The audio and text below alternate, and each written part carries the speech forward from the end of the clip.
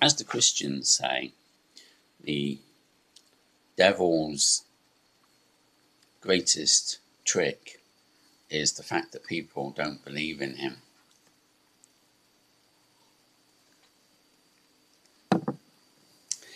So we are fighting an invisible enemy.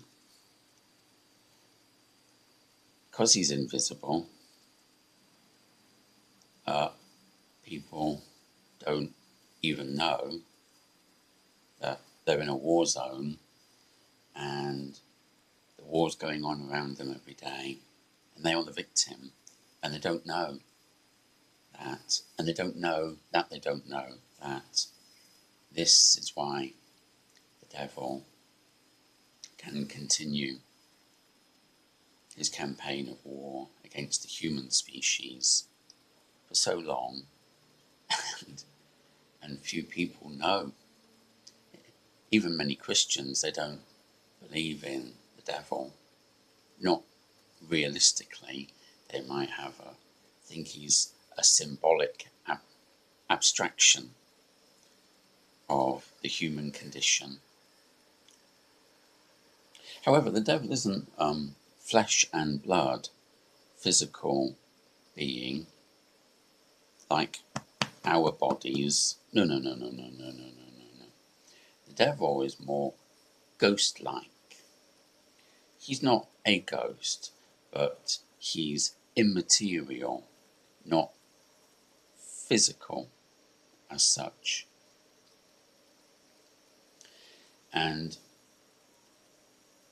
it's very interesting to note how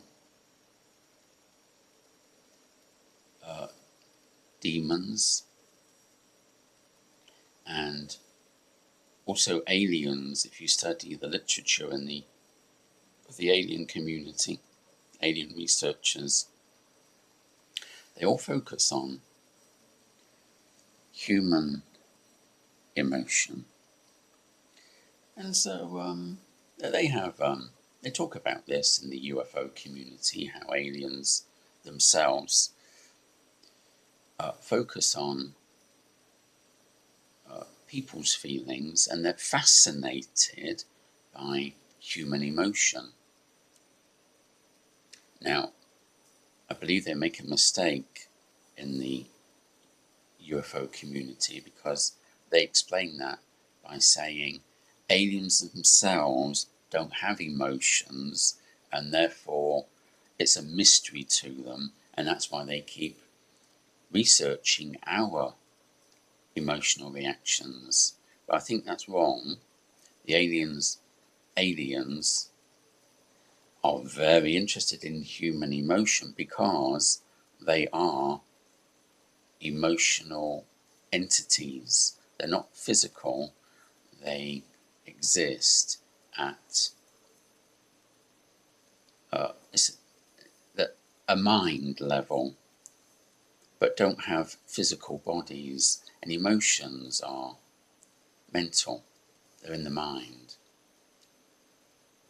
So yes, they're very interested in human emotions, not because they don't have them, because they are very emotional themselves. And with demonic possession, you can see it's all about feelings and emotions, motives, addictions, obsessions, paranoia, fear, lust, all the sins. It is all about feelings and emotions. So the devil himself isn't an actual physical organism. He's an emotional entity. Very real though, real. And that's how he can, or the demons, they can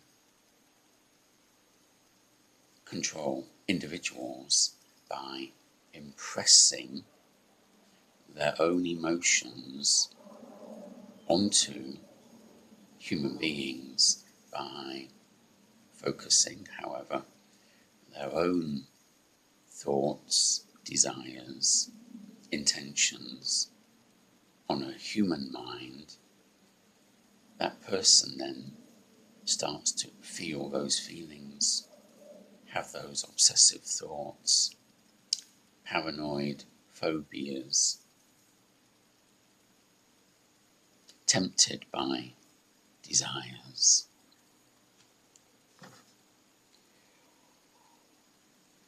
So we're fighting an invisible enemy, abstract. You can't see it, you can't touch it.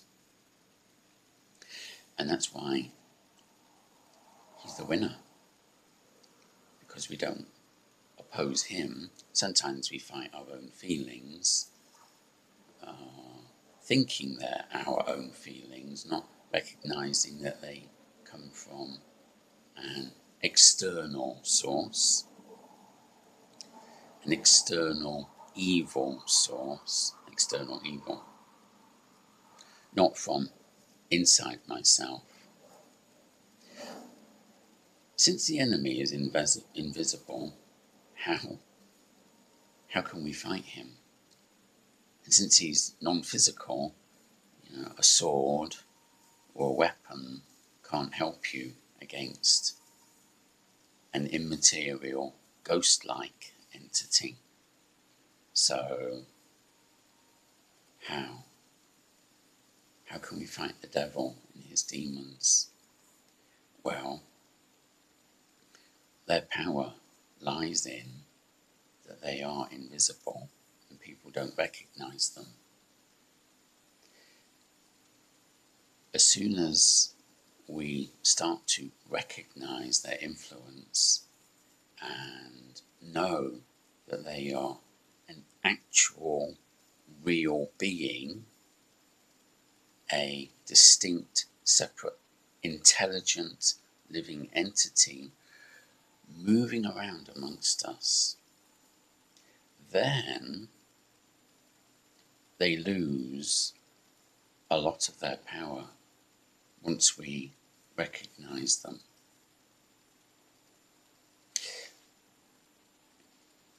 So,